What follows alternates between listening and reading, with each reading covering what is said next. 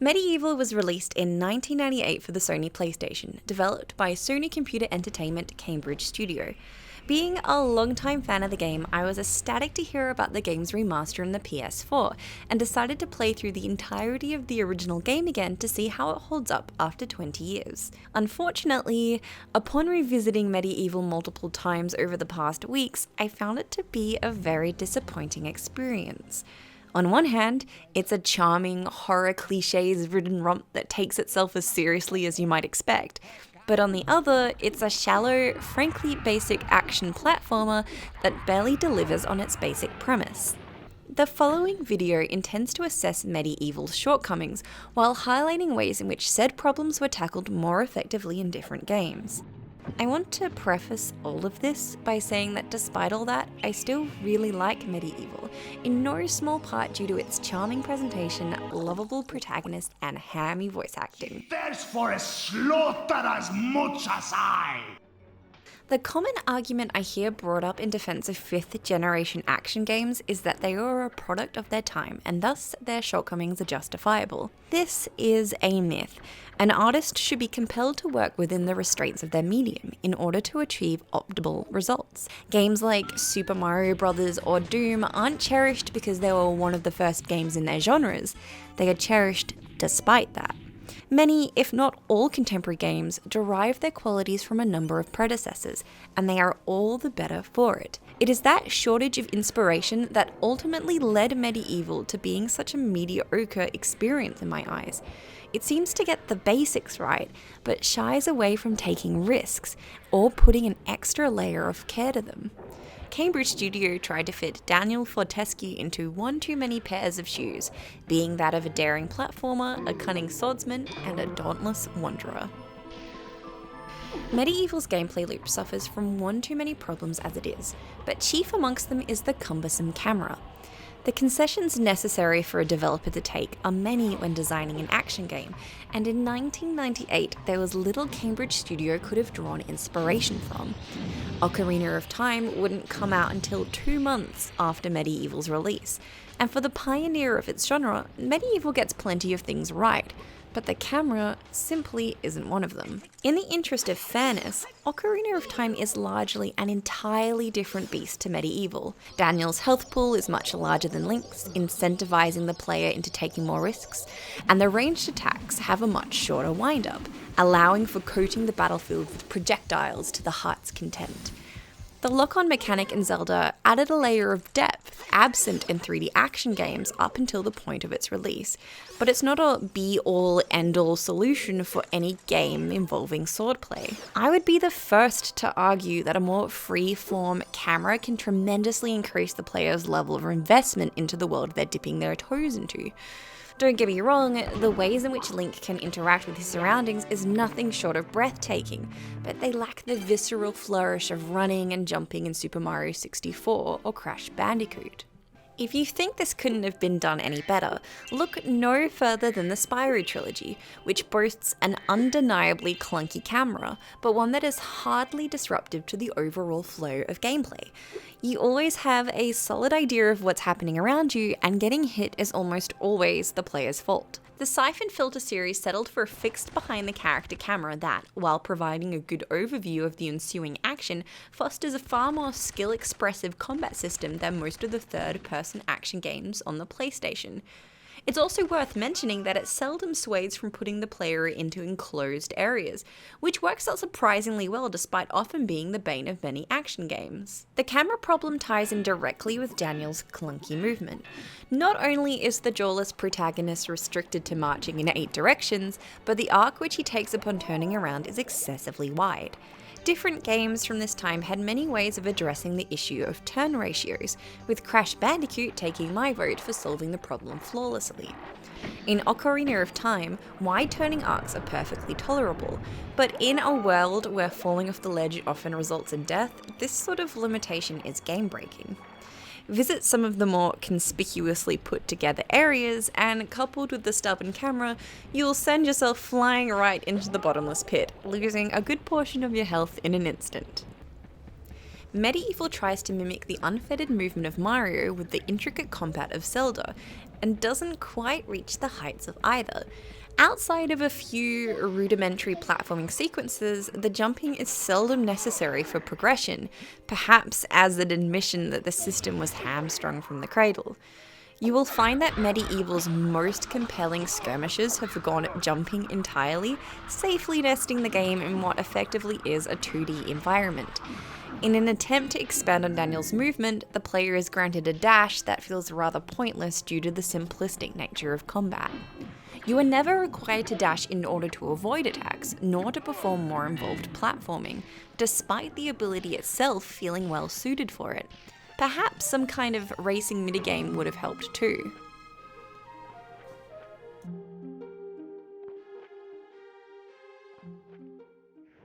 Almost every swing in MediEvil has either a very wide arc to it or an area of effect radius. As a result, positioning in melee combat is largely irrelevant. If you wish to erode what little depth there is to melee combat, look no further than your ranged options. The weapon variety feels like a missed opportunity to sprinkle the land of Gallowmere with some truly fearsome enemies. It's shameful then that the enemy variety in MediEvil is shockingly lacking. Despite looking different, their attack patterns are by and large identical. Even the ominous-looking shadow demons are barely anything more than fast-moving zombies, easily embarrassed by repeatedly tapping the X button. Their winged cousins in later stages could have been the game's gateway to intriguing enemy placement, but the player is never trusted to handle anything more than one type at a time. Some monsters are inexplicably immune to ranged attacks, which would have forced the player to fight them toe-to-toe, but in a combat system so devoid of depth, this barely matters, since melee weapons are just as effective. In order to make combat less exploitable, the developers should have elected to mix together different types of enemies, forcing the player to prioritize more dangerous targets. A melange of fast zombies and slow zombies with ranged spitters shooting from afar, compelling Daniel to break through and quickly eliminate the most major threat. Make some of those enemies resistant to arrows, and suddenly you've found yourself an oppressive, memorable scenario that takes the player out of their comfort zone and pushes them further with the promise of loot. This would have taken advantage of Daniel's speedy movement and widely damaging swings, but it never happens. It's not unthinkable that the reason behind Daniel's massive health pool is the subpar combat. A smaller margin for error may have cast a major spotlight on defective mechanics, much to the player's dismay. The silver lining here is that the swordplay in MediEvil is at least inoffensive, but in a game so desperately hurting for substance, this is by no means acceptable. I would like to preface this by saying I don't think the combat is inherently broken. The basis for a solid fighting system is there. The issue lies within monster types and level design. There are very few core ideas that the game builds on in order to distribute interesting scenarios. Contemporary gamers like to complain whenever the developer throws a monkey wrench in the works, but if you ask me, MediEvil is way too afraid to inconvenience or even surprise its players. Some fights early on can be exhilarating despite their simplicity. Certain weapons, like the club, deal the most damage if they hit the target square on the head. If Daniel's health bar was shortened threefold, then ranged weapons would become a near necessity, making melee-only players feel like they've become more savvy in the game's mechanics. Once again, MediEvil had a stab at getting this right, it just fell short at every turn. The scarecrows and the pumpkin men can only be damaged at point-blank range, the headless zombies deal far more damage than their slower buddies, the impaled undead from the gallows gauntlet have an unstoppable charge attack that leaves them exposed afterwards, and the chubby knights, while docile, have to be knocked off into the swamp. Poorly balanced combat systems are common in older games, but MediEvil's ranged weapons deserves an honourable mention for being the most broken part of the game. The ammunition for each ranged weapon is purchased at steep prices, which was an attempt to limit how often the player got to use them, but this simply doesn't work. While the bolts and arrows are pricey, nothing stops the player from grinding for money by redoing easier levels over and over again, stocking up on the extensive variety of ranged options. Another attempt at elevating this problem was making certain enemies immune to distant weapons and, in some instances, to great effect. The previously mentioned pumpkin men boast an impressive reach and attack in groups, which nudges the player into charging up heavy attacks while staying out of harm's reach. The bosses in MediEvil are among its most lacking features. Not only are they very ineffectual, but the methods for dispatching them tend to be incredibly simplistic. Most bosses are immune to any forms of damage for drawn-out periods of time until they open up for a counterattack, during which nothing stops the player from mindlessly spamming the strongest attacks. It's another way in which ranged weapons reduce many of these encounters to quick-time events. This has very little flow to it and, more importantly, doesn't utilize the game's engine in any compelling ways. The only way of damaging the stained glass demon is by shooting him while he's charging an attack. The guardians of the graveyard are invulnerable while slowly pacing around the arena. The gargoyles in enchanted earth fly around, and during that time attacking them is pointless, and so on. Lord Cardog breaks the mold by having a shield that forces Daniel to attack him on equal ground, which works just as well as you would think.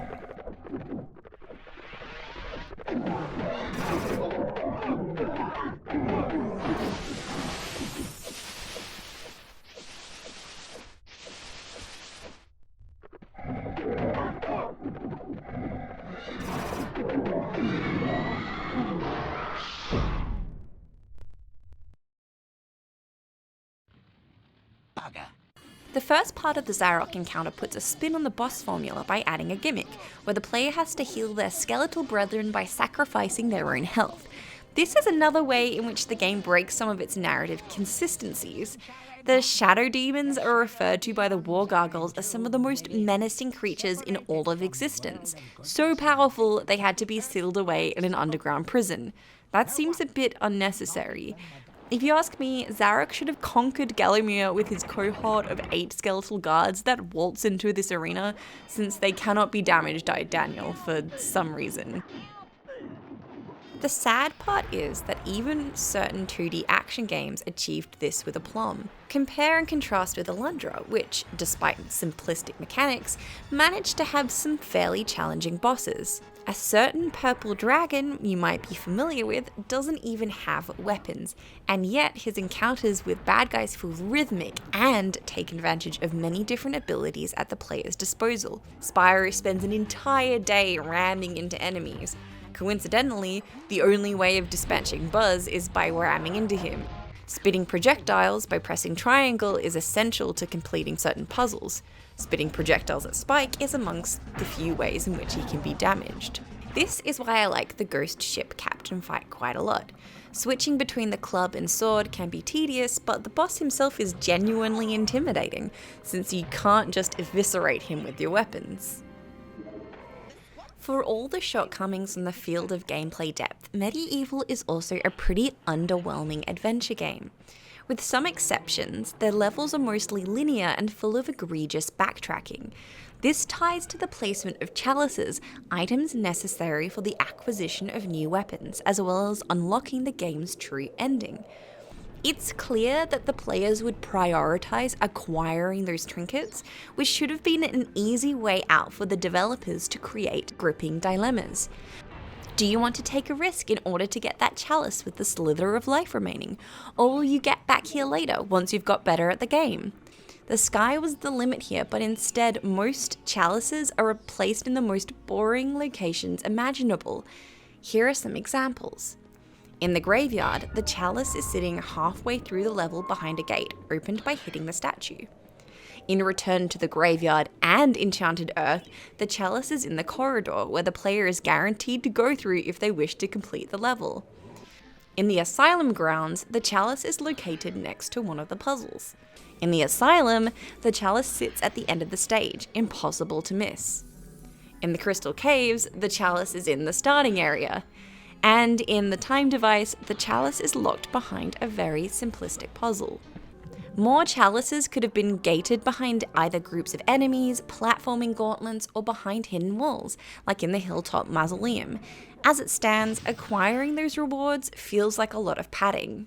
the items players obtain from chalices while adding into Daniel's ever-growing arsenal of medieval weaponry seldom expand on movement or exploration, which makes them quite disenchanting. As much as people like to rag on moneybags, that guy at least helped Spyro learn new ways of tackling obstacles, which added substantial value to otherwise meaningless collectibles. Think about it. Collecting eggs in Year of the Dragon nets you access to new, sometimes optional areas. There's no other way of accessing these levels. On the other hand, collecting chalices in MediEvil makes lackluster enemies even more trivial. Daniel could have been awarded the dash or maybe even some kind of double jump for cleansing Gallowmere of evildoers, not an assortment of weapons that barely feel any different from one another. Nothing showcases MediEvil's flawed world design more than the skull gate in the first stage. Examining the bookrest next to it gives insight into what lies behind the gate, as well as highlighting the item necessary for opening it, the skull key. After killing the stained glass demon and obtaining the key, I looted the previous area with the intention of opening the door, but it wouldn't budge. As it turns out, the only way to proceed through the gate is to loot the area which opens after completing the mausoleum stage, further railroading the player. I understand that compromises like this are common in game design, but this utterly inept level design completely shattered my suspension of disbelief. In any case, it made the game feel extremely artificial. What's aggravating is that MediEvil does have flashes of brilliance, there just isn't enough of them. Head back to the tutorial area with a blunt weapon and you can break down a suspicious looking wall. Slow down to a crawl while pressuring the plates in the gallows gauntlet and the ghostly serpent will remain safely inside the chest, incapable of ruining your day. The Shadows demons have darkness written in their name, and as it turns out, fire's the most efficient way of destroying them. The opening cinematic reflects some of the game's geography, and so on. Scarecrow Fields is among the best put together levels in the game by a large margin. The Scarecrows add a new layer of challenge to the combat, since unlike most enemies, the player must either avoid their spinning attacks or try and hit them with the very tip of their weapon. Their ability to unleash crows at Daniel completes the package. I found that fighting 2 of those enemies at a time, surrounded by acres of deadly rye and bloodthirsty crows, to be substantially more challenging and satisfying than any single boss fight in the game, including the one against Zarok. Another level which turns things around is the Sleeping Village. Unlike all the other areas, the enemies in the village mustn't be killed, or else the player is prevented from acquiring the chalice. The challenge thus revolves around unlocking different parts of the area with items, and once enough of the level has been cleared, some simple enemies arrive as a send-off. These blunderbuss-wielding skeletons are also the only enemies that speak, which lends them much more personality than any of the bad guys in MediEvil ever get. Hurry, comrades, tear this place apart. If we don't find the shadow artifact, Lord Zarok will have us mocking out the demons for the next millennium. More levels in the game should have incorporated challenge by disempowering the player rather than making enemies stronger. The Sleeping Village also benefits from having a library, which is how MediEvil gets away with presenting its lore. While not exactly clever, it is an effective way of indulging the more inquisitive players, since most of the flavor text is delivered through the wall gargoyles. Sir Daniel Fortescue's entire arc deals with his struggle to live up to what was written about him in the history books. It is not unthinkable that the stories written about other legendary figures have also been subject to embellishment. If you think that is far-fetched, consider looking into the backstory of Megwyn Stormbinder, who is described to have fought off repeated attacks armed only with a pitchfork and a rolling pin, and with one arm holding her baby. I've stated previously that I think MediEvil's presentation is its strongest suit. The developers were heavily inspired by Tim Burton's films, particularly A Nightmare Before Christmas, as well as taking cues from German Expressionism. Some images have almost been directly lifted from the films. This might be why people have such warm memories of this game. Despite falling short on the gameplay field, MediEvil took advantage of PlayStation's crooked 3D graphics to great effect. It's a lot more whimsical than Castlevania, but never crumbles to nonsense. The game's cinematics are frankly one of the best the PS1 has on offer, especially for 1998. They often give insight into what enemies are to be expected in each area. The only time the cinematics fall short is in the one that plays before the ghost ship level.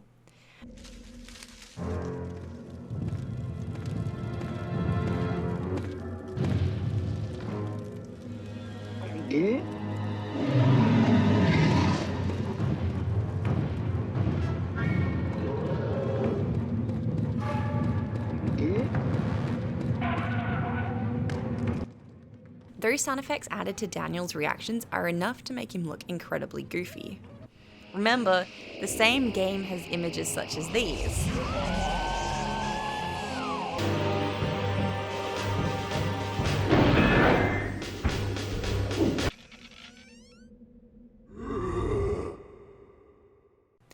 If we accept that the developers set out to make a gamified version of a Tim Burton film, I would be inclined to consider MediEvil an all-round success.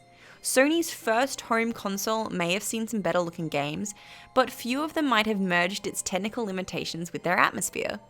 It's for this reason that I think MediEvil's graphics have aged quite well. The Spartan detail strikes me as intentional, and as much as I am critical of the game's central features, its art direction need not be tampered with. If you ask me, the 5th generation was the golden era for horror games, and not just because of Resident Evil. If you happen to be a fan of body horror, let me use this video as an opportunity to recommend you Parasite Eve. The primitive CGI, while getting the idea across, leaves just about enough room for your imagination to fill in the gaps, making the end result perhaps far more terrifying than it might have been otherwise. If you have seen The Thing, then maybe this sounds familiar.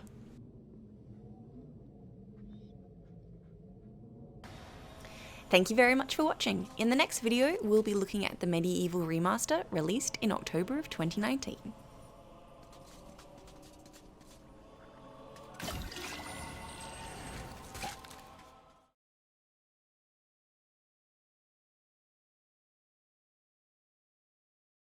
Drink deep of demon blood, my proud beauty.